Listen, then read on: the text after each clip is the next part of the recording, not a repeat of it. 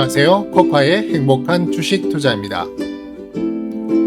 코카의 관심 종목들의 현재 상태를 점검해보는 시간입니다.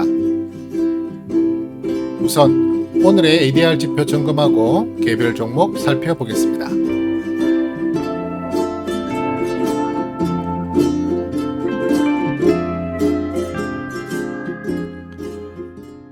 네, 장이 상승할 듯 상승하지 못하는 그런 상황이죠. 오늘 하루 정말 고생하셨고요. 어제 이어서 오늘 어저께 영상을 준비하려다가 시간이 모자라서 영상을 준비하지 못했던 DB 하이텍 그리고 GS 리테일에 대해서 조금 심화된 그런 접근으로 한번 리뷰를 해보면서 공부하도록 하겠습니다. 자, 우선 ADR 지표 확인하시면서 한번 보겠습니다. 우선 제가 관리하는 노트 보면서 한번 우선 볼게요. 오늘은 코스피 지수의 ADR 지표는 100이 안 됐죠. 쉽게 말해서 내린 종목, 하락한 종목이 상승한 종목보다 더 많았다는 의미입니다. 그죠? 코스닥은 상승한 종목이 조금 많았는데요. 거의 대등했죠. 656 대 645였으니까 101.57. 그래서 오늘 체감으로는 그냥 쏘쏘한 그런 날이었다. 이렇게 보실 수 있겠는데요.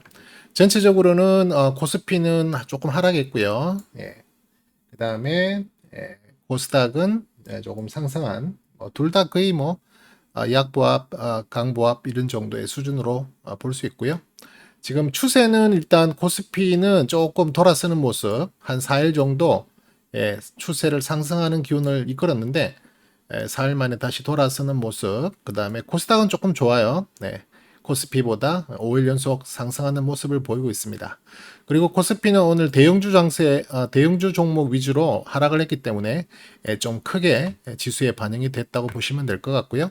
그 다음에 코스닥은 중형주 위주의 상승세가 오늘 지수를 견인했다 이렇게 볼 수 있겠습니다. 자, 그 다음 ADR을 한번 보시면은요.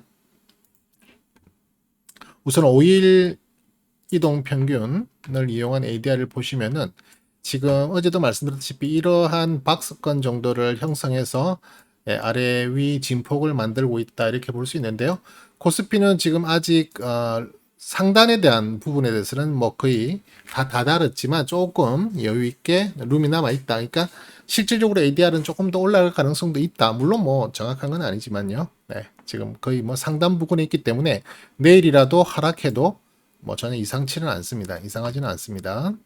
그 다음에 코스닥의 ADR을 보면은 5일입니다. 5일 평균을 보면 전 고점을 이제 돌파한 그런 모습을 보였죠.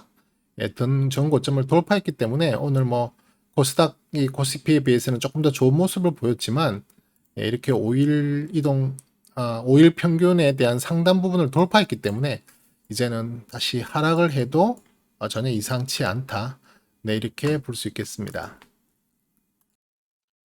그보다 조금 더 장기적으로 살펴볼 수 있는 33일 이동 평균을 한번 보면은요. 코스피 지금 아직 박스권 상단까지는 미치지 못하고 있지만 계속 약간 상승의 분위기를 만들어 가고는 있습니다. 상승의 분위기를 만들어 가고 있는데 이 또한 지금 상단은 거의 다다른 그런 기운이 보이죠. 그런 기운이 보이고 있고 그 다음에 코스닥은 코스닥도 별로 다른 모습은 보이지 않습니다. 그죠?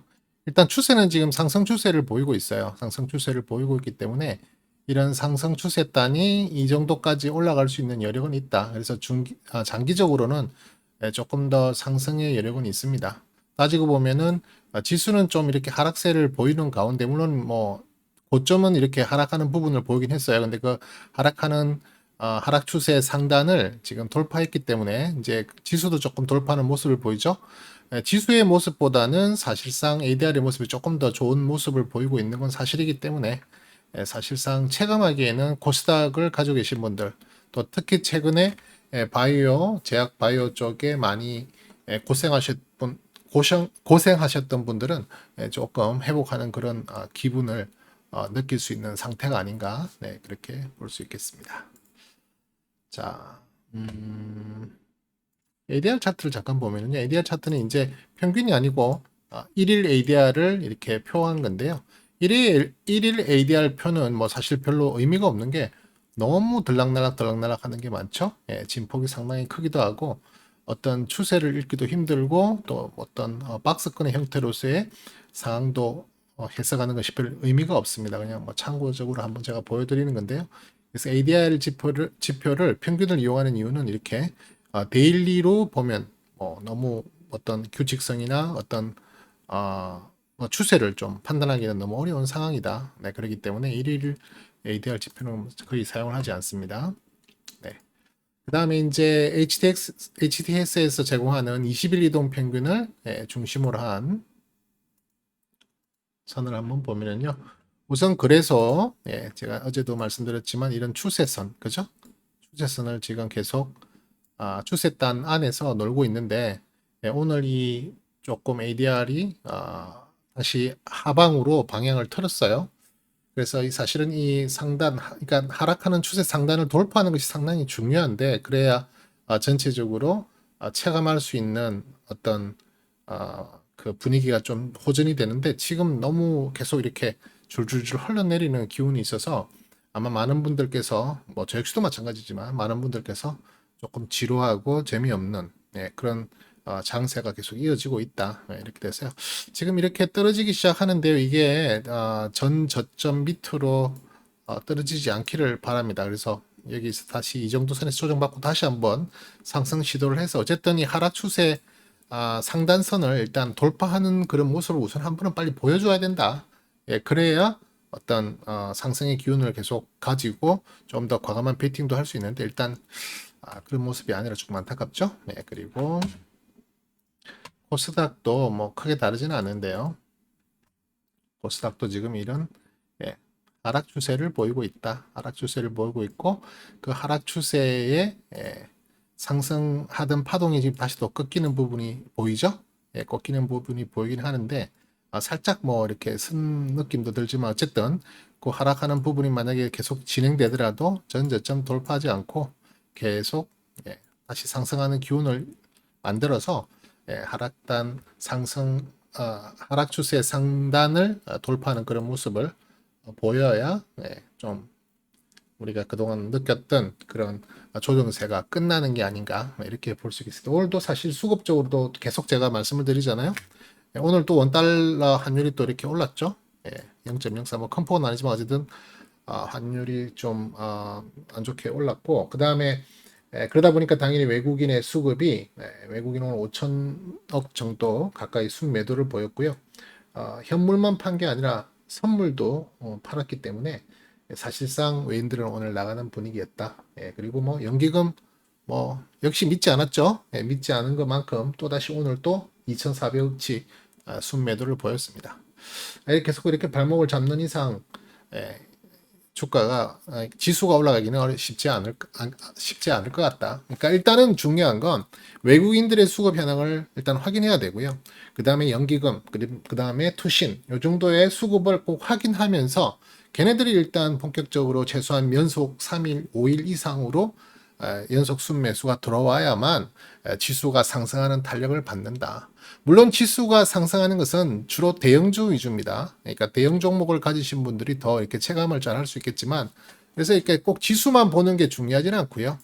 이 ADR의 분위기를 보는 게 중요한데, 그래서 지금 뭐 혹시 지수가 오르더라도 ADR 내리면 대부분 우리 개인들은 중소형 종목에 더 많이 치중해서 갖고 있기 때문에 지수 올라간다고 해서 이 ADR이 떨어지면 결코 기분 좋은 상황이 아니다. 그게 올해 작년 연말에 있었잖아요. 그죠? 12월 1월 달에 이렇게 지수가 올라가는 상황이 있었음에도 불구하고 ADR은 떨어졌다고요. ADR은 떨어지니까 결과론적으로는 지수는 올라가고 나는 돈을 못 버는 이상한 상황에 기분을 느꼈던 상황이 오는 거잖아요. 그래서 물론 지수도 중요하지만 지수보다도 우리는 이 ADR 지표를 더 많이 중점적으로 봐야 된다. 그 말씀을 드려서 제가 ADR을 이렇게 항상 장 종료 후에 여러분들께 한 번씩 안내를 해드리는 겁니다. 자, 제가 어저께 욕심을 내서 네 종목을 좀 심화 리뷰를 해드리려고 했었는데 두 종목만 하고 나니까 거의 1시간이 다 돼버렸어요. 그래서 오늘도 욕심내지 않고 두 종목만 한번 해보도록 하고요. 조금 쓸데없는 소리를 줄이고 가급적이면 깔끔한 또 시간을 잘 조절할 수 있도록 한번 애는 써보겠습니다만 글쎄요, 제가 또 어떻게 될지 모르겠네요. 자, 오늘 첫 번째 종목은 DB 하이텍이라는 종목 먼저 한번 살펴보도록 하겠습니다. 자, 우선 DB 하이텍의 스토캐스틱 에너지 차트부터 한번 볼게요. 네, 최근에 지금 DB 하이텍 같은 경우에 그 종목이 조금 반등하는 모습을 보이고 있습니다. 차트적으로 이렇게 보시면 일봉 차트가 지금 돌아서고 있죠. 하락이 제법 깊었습니다. 하락이 제법 깊었고 그 깊었던 조정세를 이제 약간 돌려내는 모습을 이 스토캐스틱 일간에 해당하는 스토캐스틱이 보여주고 있죠. 일간에 해당하는 스토캐스틱이 이렇게 올라갈 때 바로 밑에 있는 주간에 해당하는 스토캐스틱이 턴어라운이 되느냐 안 되느냐가 상당히 중요합니다. 이렇게 일간에 해당하는 스토캐스틱이 올라갈 때 주간에 해당하는 스토캐스틱이 상방으로 턴어라운드 한다는 것은 그만큼 이 일간에 해당하는 스토캐스틱의 에너지 값이 좋다는 겁니다. 이 에너지 값이 좋기 때문에 얘를 돌리는 거거든요.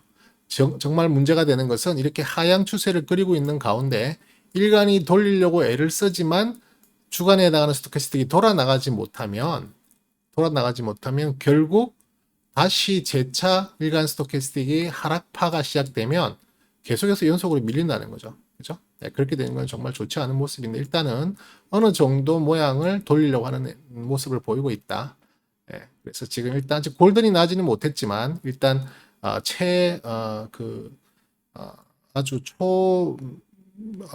과매도 구간, 과매도 구간을 20 정도 이하를 보는데요. 그 20을 일단 돌파하고 올라가는 모습은 다행스럽게 보였다. 22.60 오늘 나왔죠. 22.60 나왔는데 예를 들면 이런 거죠. 일간에 해당하는 스토캐스틱이 실질적으로 강한 상승세를 보임에도 이렇게 계속 주간에 해당하는 스토캐스틱이 떨어지게 된다면 별로 의미가 없게 됩니다. 여기도 지금 강하게 올리는 모습을 보였죠. 주간에 해당하는 게 강하게 올리는 모습을 보였는데 얘는 물론 뭐 세우려고 얘는 썼지만 결국 하방과 함께 이격이 크니까 이렇게 또 밀리는 모습을 계속 연속적으로 이어갔죠. 근데 지금 이제 이격도 많이 좁혀졌고요. 물론 하락할 때 이 모습의 관성이 어디까지 올라가면서 골든까지 기대를 할 수 있을지 모르겠지만 그렇게 된다면 DB 하이텍 같은 경우에는 다시 신규 접근 또는 있으신 분들은 물량을 추가할 수 있는 그런 기회가 온다. 다시 일간 스토캐스틱이 하락파를 시작한다. 하락파를 시작한다는 말은 단순하게 떨어지는 의미가 아니고요. 이렇게 데드 크로스가 발생하는 것을 기점으로 삼으세요. 이 데드 크로스가 나고 나서 3일 정도, 3일째, 5일째, 7일째, 9일째 같은 홀수 날을 한 번 더 유심히 보세요. 왜 그렇게 자꾸만 간격을 띄우냐면 너무 급하게 따라서 매수하지 말라는 그런 의미로 제가 말씀을 드리는 겁니다. 저는 그렇게 적용을 합니다. 그래서 3일째 되는 날부터 매수 관점을 볼 텐데 그때 이 주간에 해당하는 스토캐스틱의 에너지 값이 여전히 살아있다는 것이 확인될 경우에는 주가가 떨어진다 하더라도 쉽게 말해서 조정 눌림목이라고 생각하고 이 파동이 이렇게 올라가다가 다시 조금 밀리더라도 그때 물량을 다시 살 수 있다. 매수할 수 있다. 이렇게 볼 수 있겠습니다. 지금 이 주간에 해당하는 스토캐스틱이 좋은 모습으로 돌아 나간다면 설사 월간과 연간의 모습이 조금 안 좋아 보이더라도 일단 이게 어느 정도 좋은 모습일 때는 이 자체를 일단 무시하셔도 됩니다. 대신에 주간에 해당하는 스토캐스틱이 다시 상승을 멈추고 아랫단으로 하방을 하기 시작할 때는 밑에 있는 월간과 연간의 모습을 살펴봐야 합니다. 만약 이렇게 하방을 함에 있어서 밑에 있는 것이 좋은 모습으로 안 나오면 이 하방하는 것이 조금 위험해진다 이렇게 볼 수 있죠. 자, 예를 들어 볼게요. 지금 여기 똑같이 DB 하이텍을 보시면 이렇게 주간에 해당하는 스토캐스틱이 하방의 모습을 보이고 있잖아요. 심지어는 이날 데드 크로스까지 발생했죠.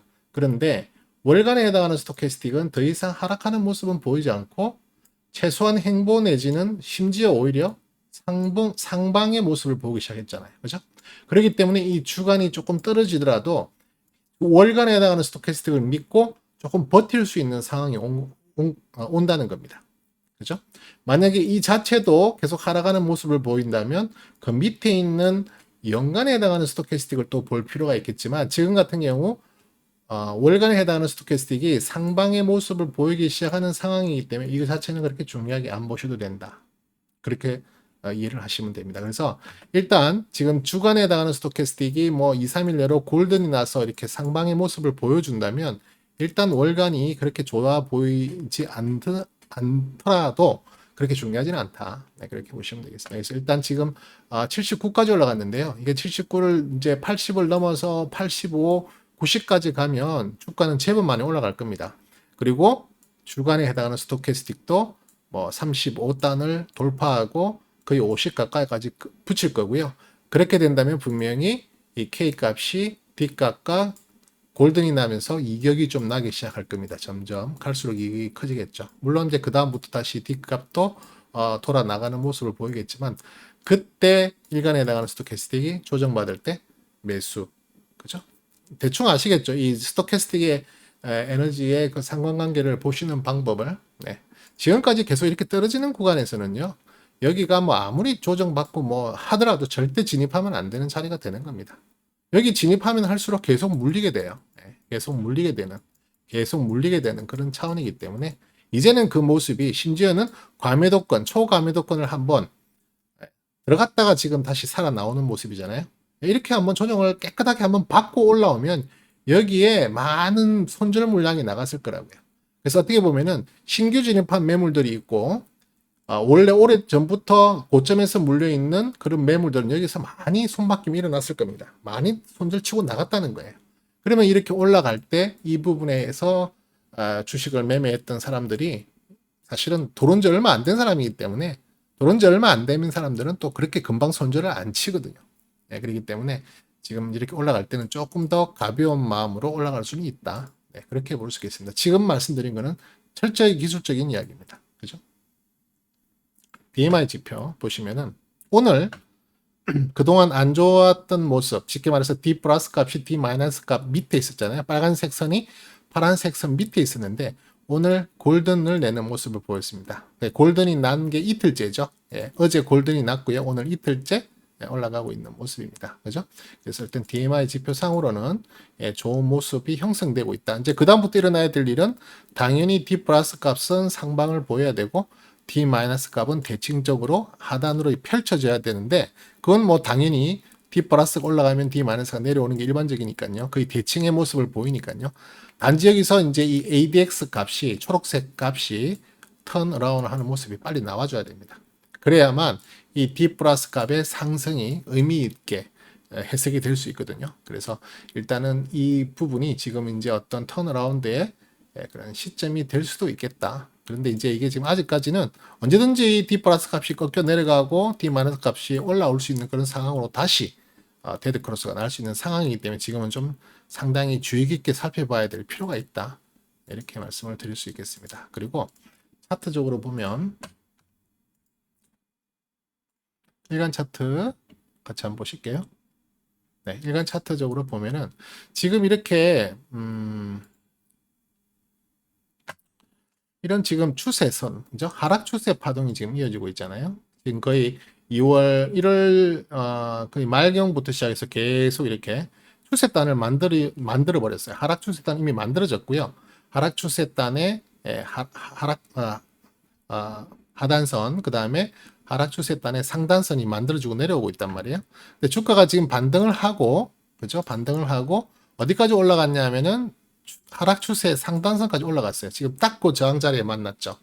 지난번을 보면 여기에서 맞고 떨어지면서 추세선이 만들어지는 게 시작됐죠. 이 하락이 있었기 때문에 추세단이 만들어진 거예요. 그리고 떨어지면서 그 전 저점을 깼기 때문에 하락 추세단의 하단선도 만들어진 거예요. 그죠? 그래서 하단선, 상단선 다 만들어졌기 때문에 지금은 누가 봐도 DB 하이텍은 하락 추세다. 그죠? 하방이잖아요, 하방. 누가 봐도 하락 추세예요. 여기에서 맞고 떨어질 확률이 높습니다. 아주 높습니다. 그래서 어떤 분들은 이제 이 안에서 또 파동을 이용해서 트레이딩을 하시는 분들이 있는데요. 이렇게 하락 파동일 때 트레이딩은 사실 먹을 게 없습니다. 여기서 뭘 먹겠어요? 그죠?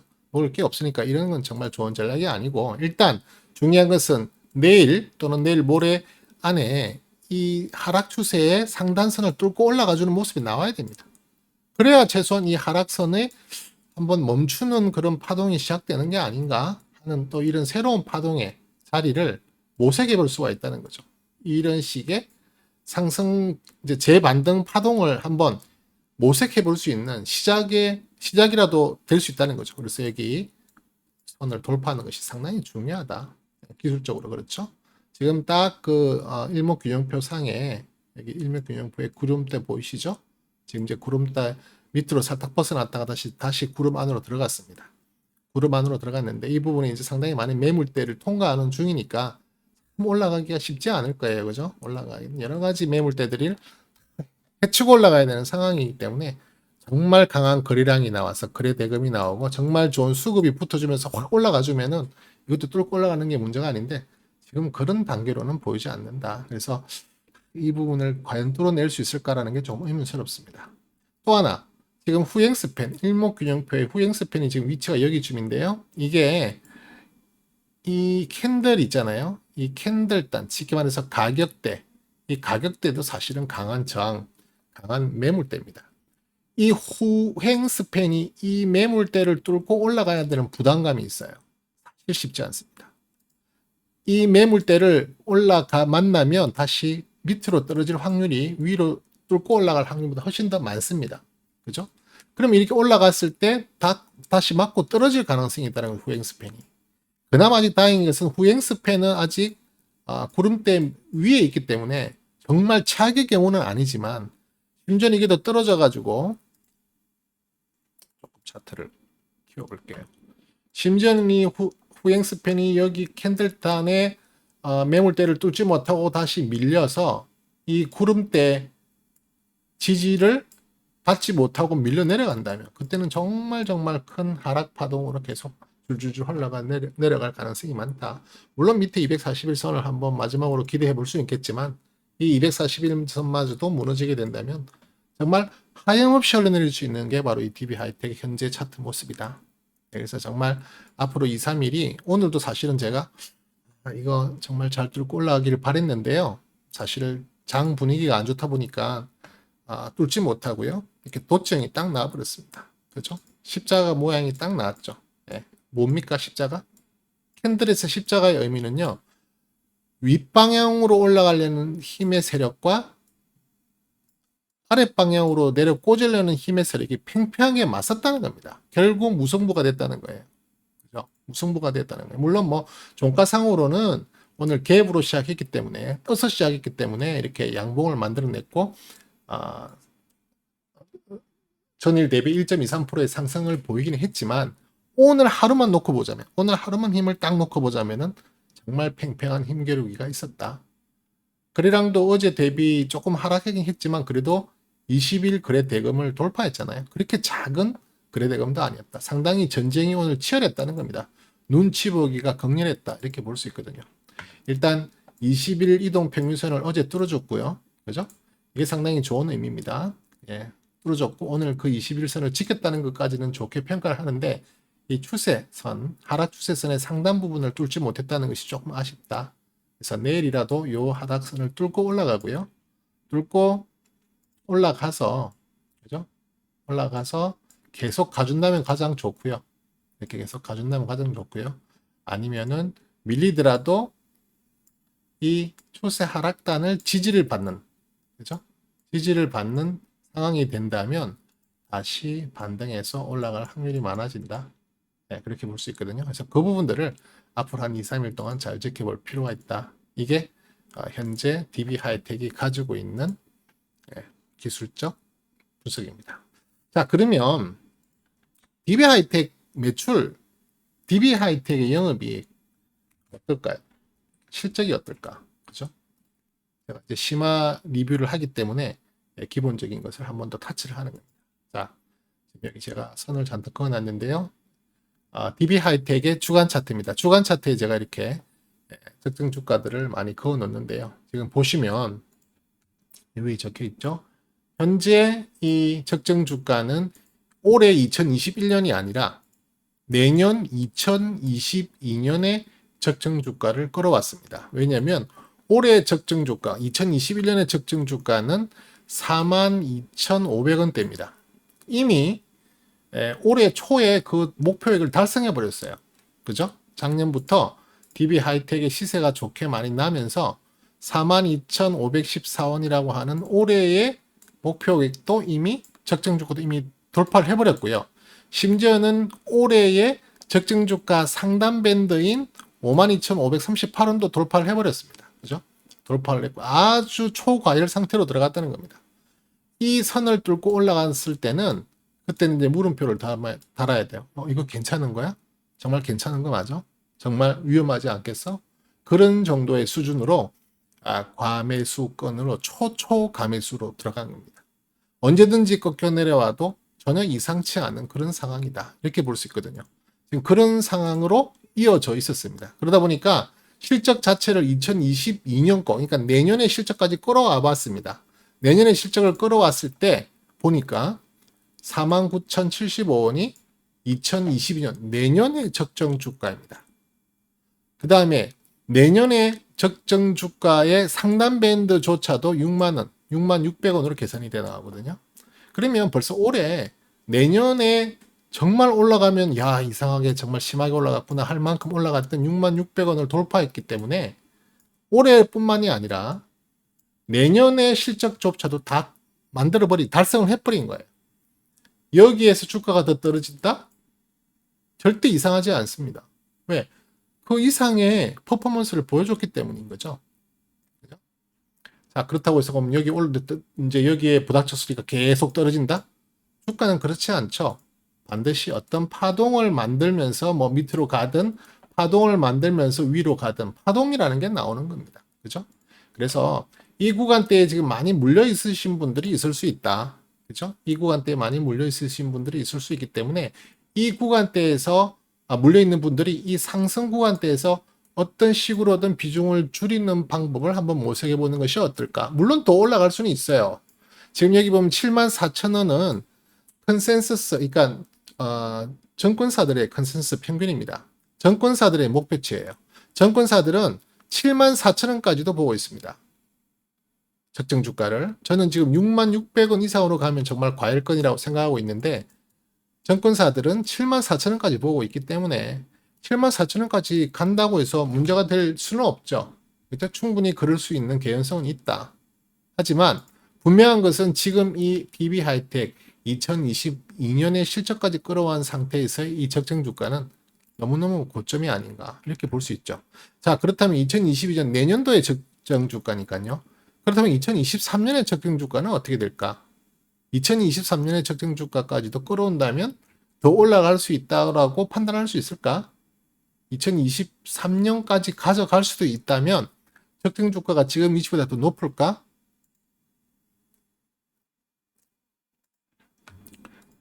자, 이게 동부 하이텍이 아니라 DB 하이텍 이름이 바뀌었는데 제가 옛날 데이터 그대로 있네요.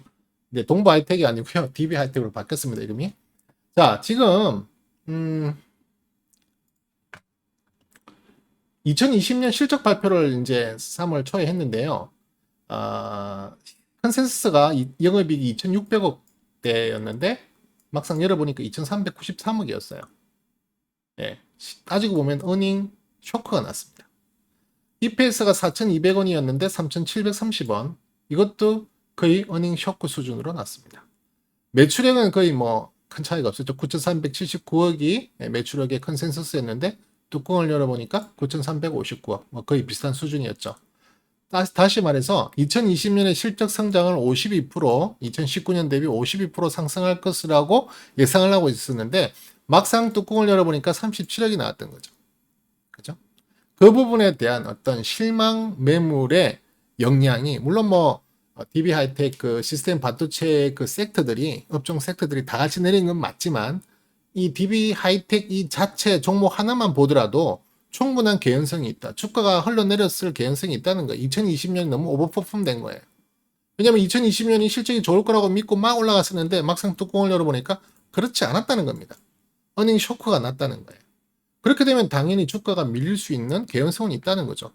그러니 주가가 이런 안 좋은 모습을 보였다. 이런 안 좋은 모습을 보였고, 이렇게 쭉 지금 3개월 정도 밀리고 있잖아요. 2달 반 정도 지금 밀리고 있는 거 아니에요. 이렇게 밀리는 것이 2020년 동안에 실적이 좋을 것이라는 전망에 의해서 계속 주가가 많이 좋게 올라갔는데, 물론 단순히 그 자체만 갖고 올라갔다기보다는 여러 가지 이제 재료가 있었고 뉴스가 있었고 해서 올라갔겠지만, 어쨌든 중요한 건 2020년 전체를 보더라도, 그렇죠? 2020년 전체를 보더라도 이런 우상향의 모습을 보이는 건 사실이잖아요. 이만큼 올라갔습니다. 그러다가 막상 뚜껑을 3월 초에 열었어요. 2020년에 실적 발표가 3월 3일에 있었거든요. 뚜껑을 열어보니까 올라간 건 인정해. 그때 너무 많이 올라간 거 아닌가? 심지어는 저의 개인적인 견해로는 2022년에 실적까지 끌고 와도 그보다도 더 높게 올라갔다? 야, 이건 너무 심한 거 아닌가? 떨어지는 부분에 대해서 하나도 의문 부호가 달리질 않습니다. 떨어질만 하네. 떨어질만 하네. 왜? 실적이 이때부터 벌써 안 좋은 거는 이미 정보를 먼저 선취할 수 있는 사람들은 벌써 다 알고 있습니다. 그때부터 실적에 대한 부분에 대한 실망 매물이 나오기 시작하는 거죠. 여기에 이렇게 이 떨어지는 이 수급들, 이 추포 세력들의 수급 아닙니까? 추포 세력들의 수급이 이렇게 떨어지더라고요. 함께 주가도 밀린 거 아닙니까? 그죠?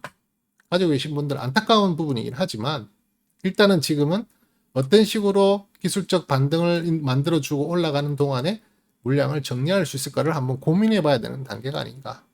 아까 제가 기술적인 부분만 갖고는 신규로 진입이 가능하고 물량을 늘려가는 부분도 가능하다고 했지만 그건 순수하게 기술적인 접근의 차원이고 기술적 접근을 구사하기 전에 우선 기본적 분석을 본다면 염두에 두어야 될 것은 DB 하이텍은 지금 현재로서는 오를 만큼 너무 많이 올라 있다. 떨어져도 전혀 이상하지 않다. 이 종목이 계속 떨어져서 하염없이 떨어질 거다 그렇게 말씀드리는 건 아닙니다. 그렇게 말씀드리지 않는 이유는 자, 2021년 올해의 실적 한번 볼까요? 2020년 그러니까 이렇게 컨센서스가 있잖아요. 컨센서스 대비 실적이 이렇게 안 좋게 어닝 쇼크가 나오잖아요. 그러면 증권사 리포트를 쓰고 있는 애널리스트들도 약간 쫄아요. 그래가지고 걔네들이 그 다음에 실적 컨센서스들을 다 낮춥니다. 자기들이 좋다고 했는데 막상 뚜껑을 열어보니 안 좋았어. 그러면 약간 의기소침하지 않을까요? 자기들이 예상했던 그런 전망치가 좀 틀렸다는 게 나옵니다. 10%까지는 봐주는데 10%보다도 더 떨어지면 어닝 쇼크란 말이에요. 어닝 쇼크가 나면 리포트를 쓰고 접근했던 애널리스트들의 마음에 어떤 생각이 들까요? 내가 쓴 예측이 잘못된 거네 라는 게 나오게 된 거잖아요. 그러면 어쩔 수 없이 2021년, 2022년에 실적 컨센서스들을 기본적으로 낮추는 게 일반적입니다. 당연히 지금 낮아지고 있잖아요. 컨센서스를 낮추고 있습니다. 제가 이렇게 하늘색, 파란색으로 표시하고 있잖아요. 매출은 약간 비슷하거나 올라가는 수준이지만 왜냐면 매출은 거의 변동이 없으니까 매출은 맞췄다. 하지만 영업이익과 EPS에서는 잘 못 맞췄다. 그래서 2021년과 2022년에 대한 부분도 컨센서스를 낮추고 있는 거죠. 자, 그러면 2021년 올해의 실적은 작년 대비 마이너스 5%가 지금 되고 있어요. 오히려 역성장을 한다고 볼 수도 있습니다. 특히 EPS가 많은 하락폭을 지금 전망을 하고 있거든요. 얘 때문에 일단 마이너스 5%, 2020년보다는 분명히 못한 실적을 낸다. 그러면 주가가 또 올라가는 것이 합당하지 않다는 거잖아요. 가뜩이나 과일권에 있는데 또 올라간다? 그건 좀 이해가 안 되는 부분이긴 하잖아요. 2021년에 기저효과였는지 모르겠지만 2022년은 그나마 조금 올라가는 분위기로 다시 돌아가죠. 31% 성장, 2021년 대비 31% 성장, 실직 전가액도 34%가 늘어난다. 둘 나쁘지 않습니다. 31%대면 2022년은 나쁘지 않죠. 자, 그렇다면 2022년의 적정 주가. 제가 지금 2022년의 적정 주가까지 끌고 온 거잖아요. 그죠? 2022년이 좋다고 했죠. 2022년의 적정 주가까지 끌고 왔을 때의 적정 주가가 49,000원이라는 겁니다. 49,075원이라는 거예요. 돌파돼 있는 상태잖아요. 지금 현재 가격이 57,400원이라니까요. 어떻게 생각하십니까, 여러분? 물론 제 말이 100% 맞다는 의미는 아닙니다. 저는 이런 식으로 분석하고 접근한다는 겁니다. DB 하이텍이 좋았기 때문에 저는 지금까지 매수를 했고, 지금까지 보유를 했었고, 또 일부 익절, 전체 익절을 다 했습니다. 일간 차트 보시면은 제가 팔고 나온 시점이 바로 이 부분이었습니다. 이 부분에서 팔고 나왔습니다. 그림을 잘못 그렸어요. 요 음봉일 때. 이때 팔고 나왔습니다. 많이 올랐다고 생각이 됐던 거예요. 그래서 기술적으로 매도 사인이 뜨면 나와야죠. 그죠? 기술적으로 매도 사인 뜨면 나와야죠. 물론 레벨단 자체는 이런 큰 레벨단이 만들어져 있는 상태입니다. 이 부분을 가지고 3층, 2층, 1층으로 나눠서 들어간다면 뭐 이 레벨단 하단인 35,500원이 무너지지 않으면 계속 가져갈 수도 있는 상황이에요. 나는 DB하이텍이 정말 실적적으로 전망에 큰 무게를 두고 있다. 실적이 계속 좋을 거라. 앞으로 이 회사의 성장성이 더 많이 확보될 거라고 생각된다면 계속 끌고 갈 수도 있는 상황이에요. 좀 장기적인 관점에서. 하지만 스윙 트레이딩의 전략에서는 맞지 않는 상황의 위치입니다.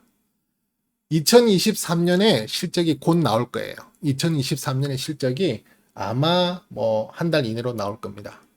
2023년의 실적이 2022년의 컨센서스, 쉽게 말해서 2022년의 적정 주가보다 훨씬 더 높게 나와주기를 바랄 뿐입니다.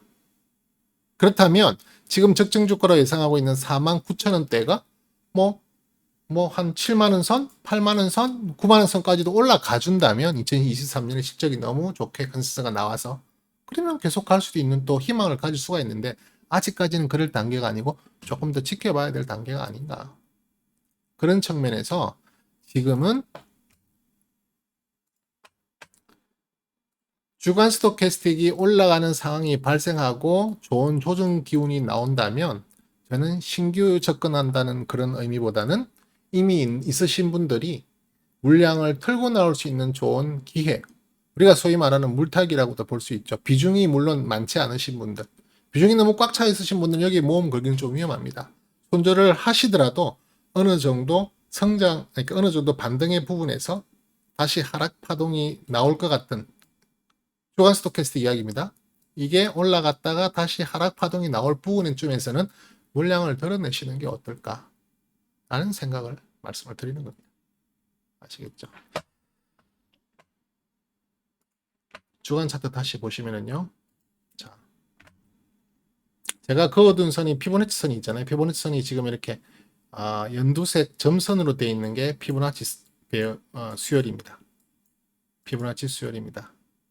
이 피보나치 수열의 가장 저항선이 몇 개 있죠? 24%, 38%, 50%, 62%, 74% 있는데 그 중에서 제가 아주 강한 지지선이 될 수 있는 선이 38% 선이라고 했죠. 그 다음에 50% 선, 그 다음에 74% 선이 상당히 중요한 저항대 중에 하나입니다. 지지대 중에 하나입니다. 자, 다행스럽게 그 가격대에서 지지를 받아줬어요. 그죠? 그래서 이게 어느 정도 반등이 나올 텐데요. 반등이 나올 때 이야기를 한번 해볼게요. 자, 여기가 고점이죠. 여기가 지금 저점입니다. 고점과 저점을 박스로 만드신다고 보시면 최소한 반등이 이 박스권의 절반 정도 이상은 올라가줘야 됩니다. 절반을 타치하고 내려오는 것은 괜찮아요. 절반을 타치하고 뚫고 올라가면 더 좋겠죠. 절반을 타치하지 못하고 절반 부근 언저리에서 맞고 떨어진다면 그건 정말 더 힘든 파동으로 계속 이어질 수 있는 가능성이 커집니다.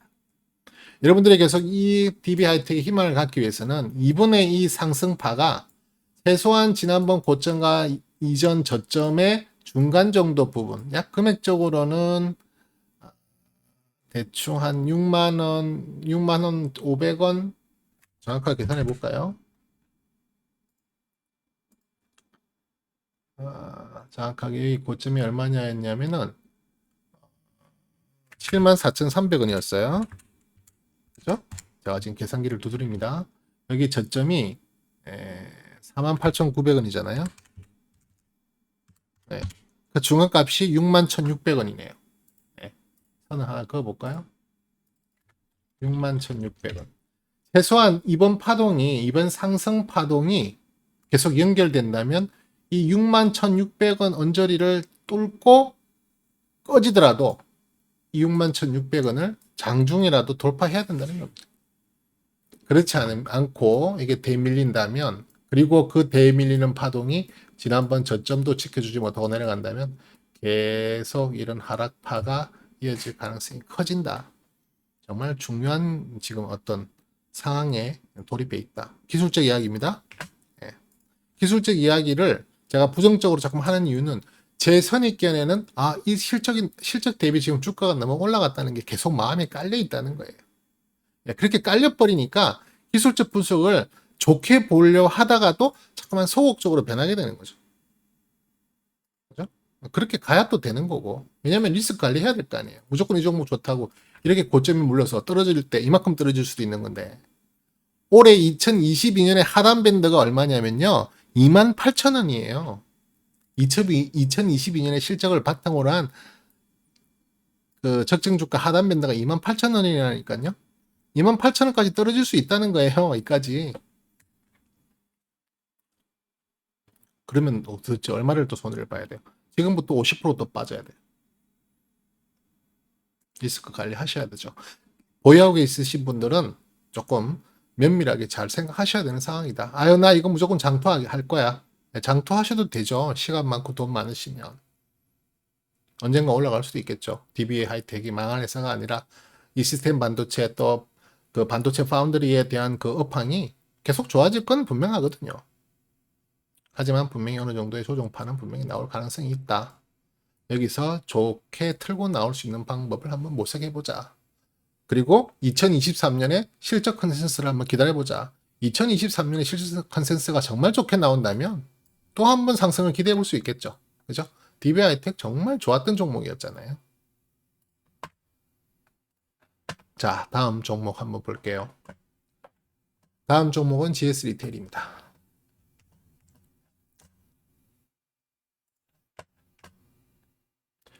자, GS 리테일은 자, 우선 기술적으로 주간 스토캐스틱 보시면은요, 지금 계속 좋은 우상향의 모습을 보이고 있죠. 네. 이런 조정파, 그죠? 일간 스토캐스틱의 조정파에서는 얼마든지 물량을 더 모으고 살 수 있다. 제가 이전 방송 3월 9일 방송에서도 그렇게 말씀을 드렸죠. 지금 뭐 레벨업을 시도하고 있는 상황인데, 레벨업이 시도하는 중이라도 레벨 시도를 실패하고 다시 밀리는 경우에는 다시 물량을 더 신규 접근도 가능할 뿐만 아니라 비중 확대도 가능하게 한 자리다. 이것 때문에 그랬어요. 이것 때문에. 별로 밀리는 모습이 보이지 않았단 말이죠. 자, 기술적인 일간 차트로 한번 보면요. GS 리테일 레벨단이 어떻게 형성되어 있죠? 이렇게 형성되어 있단 말이에요. 자, 제가 3월 9일 날 방송이 이쯤이었나요? 3월 9일 이쯤이었네요. 예. 이때 제가 뭐냐면 레벨업 시도를 하고 있는데 레벨업 시도가 실패하고 다시 밀릴 때 이 부분에서도 살 수 있는 그런 비중을 확대할 수 있는, 이 구간에서 물량을 많이 잡지 못하신 분들이라면 비중 확대. 신규는 조금 높은 레벨이 하죠. 신규는 그래도 2청 한 중간 부분 밑으로부터 사는 게 좀 더 안전하니까요. 그렇죠?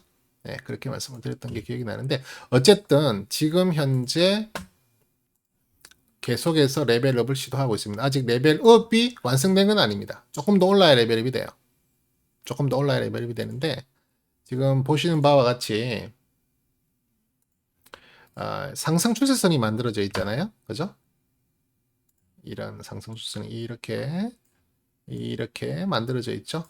그 추세단 안에서 주가가 어느 정도 파동을 만들면서 지금 기웃기웃거리면서 간다는 거죠. 혹시 이 추세 상단을 뚫지 못하고 밀리더라도 하단선 지지선을 확인하면서 가져가도 되는 거예요. 자, 거기에 어떤 믿음으로 그게 가능한지.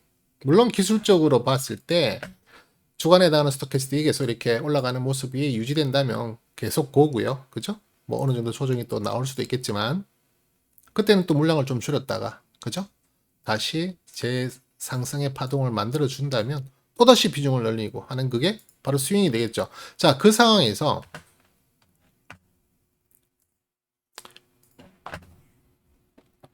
이 종목의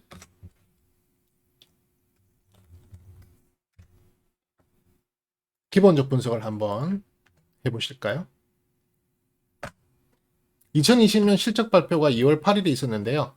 2526억 영업이익, 2187원의 EPS, 8조 8천억의 매출액을 발생했습니다.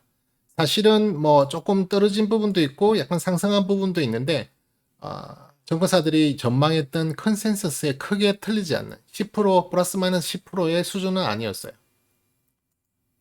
플러스 마이너스 10%의 수준은 아니었습니다. 그래서 뭐 어닝 쇼크도 아니고 어닝 뭐 스프라이즈도 아닌 그냥 보통 실적 전망이 부합했다 이렇게 그냥 표현을 하고 말아버리죠. 전체적으로는 12% 정도 2019년 대비 12% 상승할 걸 전망했는데 뚜껑을 열어보니까 11%. 그 정도 오차야 있을 수 있는 거잖아요. 그죠? 실질적인 증가액이 조금 아쉽게도 16%에서 마이너스 13% 정도 떨어졌다. 이게 저는 마이너스가 되더라도 마이너스 10%까지는 크게 의미를 두지 않습니다. 마이너스 10% 정도까지 떨어지는 것은 충분히 이해를 합니다. 근데 마이너스 13%? 아니 그래 마이너스 10% 치자 뭐 칠 수도 있다 하는 수준으로 갈 수 있겠죠. 2020년은 이미 지났고요. 그죠? 또 2020년에 보였던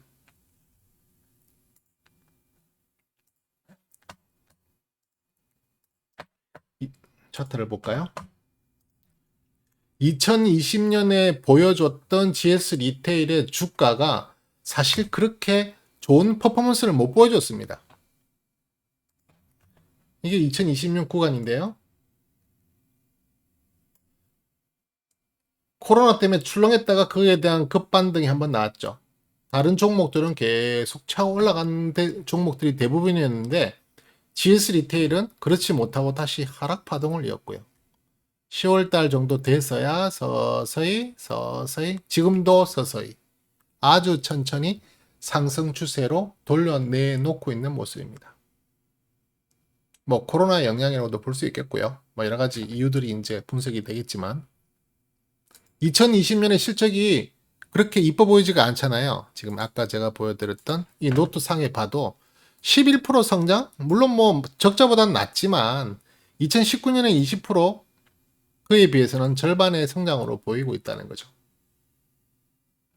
2021년은 어떨까요? 2021년도 지금 컨센서스가 조금씩 줄어들고 있는 모습을 보이고 있고 11%의 성장을 보이고 있습니다. 예상입니다. ROE 또한 지금 8%대에서 조금씩 하락하는 모습도 보이고 있어요. ROE는 최소한 10% 이상이 되어야 좋고요. 10% 이상에서 해마다 계속 플러스 놔줘야만 이 기업이 성장하고 있구나라는 것을 좀 더 확신할 수 있습니다. 근데 지금 뭐 8%, 7%에서 8%, 8%에서 9%, 10% 해마다 갈수록 그렇게 크게 성장하는 기업은 아니다. 쉽게 말해서 장사를 잘 하고는 있는데 그냥 고만고만하게 유지하는 정도의 수준으로 가고 있다. 그렇게 볼 수 있잖아요. 2021년 올해 11%, 그 대신에 이제 실질적인 전가폭은 128%로 크게 뜨네요. 그죠? 네, 그나마 이건 좋아 보입니다. 2022년 내년도는요, 18%에 69. 2022년까지도 좋아 보여요. 2023년도 14%에 마이너스 3. 뭐 나쁘지 않아요. 성장이 그냥 뭐 이렇게 모조릿하게 쭉 꾸준하게 올라간다는 겁니다. 이런 급등의 성장을 보이지 않고 그렇다고 뭐 이렇게 하락하는 것도 보이지 않는다. 매력적으로 볼 수도 있어요. 그죠? 하지만 핫하게 올라갈 수 있는 걸 기대하기는 조금 어려운 부분도 있겠네요. 그죠? 실적적으로만 말입니다. 자, 그렇게 해서 이렇게 적정 주가를 계산을 해보니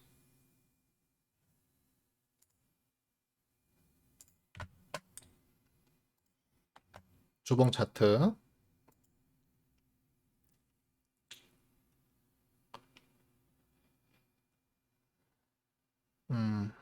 주봉 차트에 제가 적정 주가를 표시를 안 했네요. 잠깐만 방송을 끊었다가 제가 적정 주가 표시할게요. 네, 다시 돌아왔습니다. 무슨 이유인지 이 제가 표시를 해둔 그 적정주가 선이 날아가서 제가 다시 입력을 했습니다. 자, 일단 보시는 바와 같이 지금 2021년 올해의 그 실적을 이렇게 기준으로 한 적정주가를 보시면은 약 한 47,285원 정도가 적정주가로 예상하고 있고요. 정권사들의 컨센서스는 49,091원입니다. 여기 오렌지색 선으로 되어 있는. 그리고 올해 실적을 바탕으로 해서 가장 많이 올라가면 53,000원까지도 욕심낼 수 있는 자리다.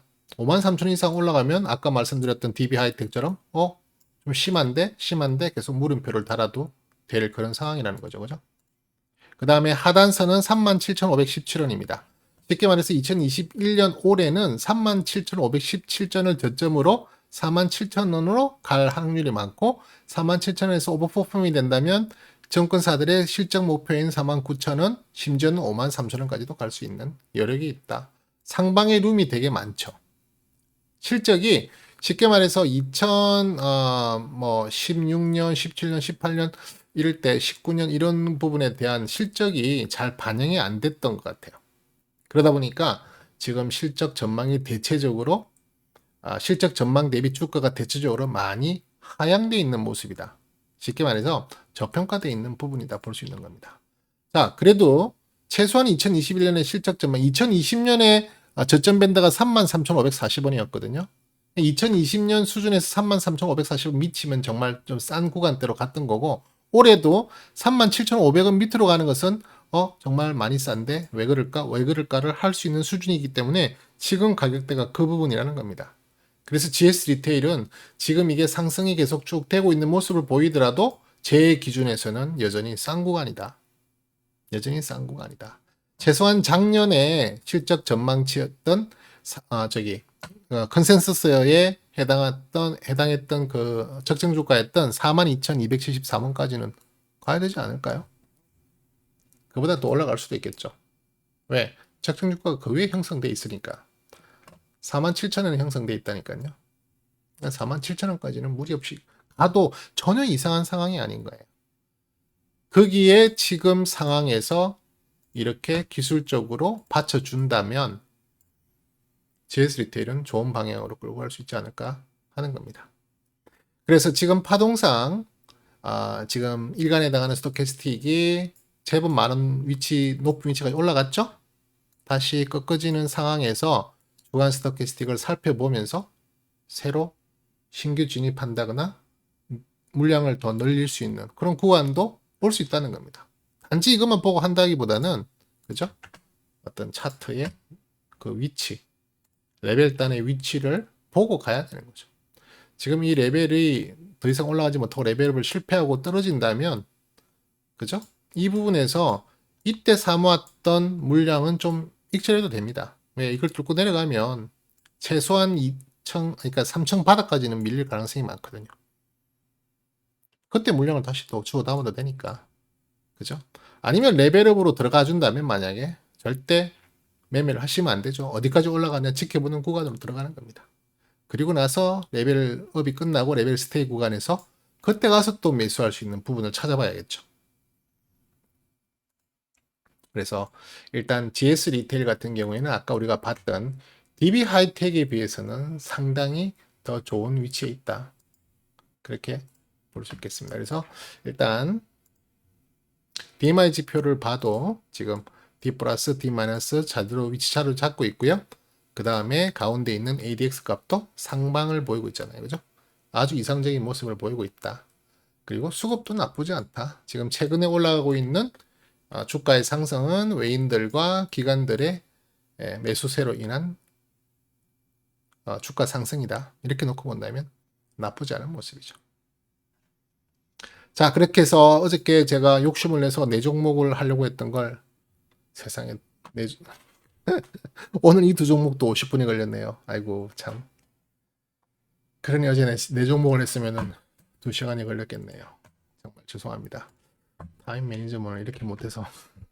어쨌든 두 종목을 설명을 드렸고요. 기본적으로 제가 다시 한번 꼭 말씀드리고 싶은 것은 기본적 분석, 회사의 펀더멘탈을 살펴보는 것이 내가 자신감 있게 이 종목을 계속 스윙을 하더라도 물량의 비중을 늘렸다 줄였다 하더라도 끌고 갈 수 있는 근간이 될 수 있는 건 결국 기본적 분석상의 실적 전망 또 실적 확인입니다.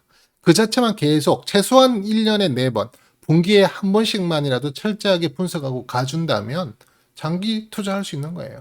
장기 투자한다고 해서 어떤 분들 사놓고 그냥 덮어놓고 10년 후 열어봐야지? 그건 장기 투자가 아닙니다. 장기 방치죠. 그건 정말 운에 맡게 되는 거예요. 그러지 말고 최소한 1년에 4번이라도 내가 가지고 있는 종목의 실적, 내가 가지고 있는 회사가 돈은 잘 벌고 있는지 그거 정도는 확인하고 가야 된다는 거죠. 장시간 고생 많으셨습니다. 지금까지 국가였습니다. 감사합니다.